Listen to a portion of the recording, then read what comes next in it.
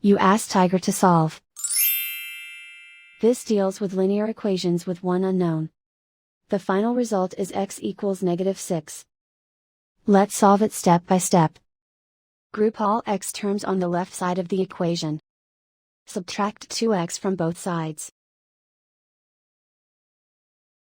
Group like terms. Simplify the arithmetic. Group like terms.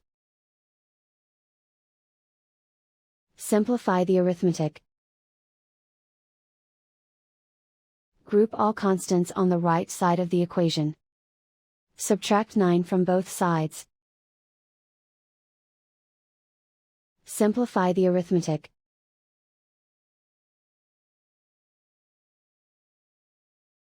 Isolate the x. Divide both sides by 2. Simplify the fraction.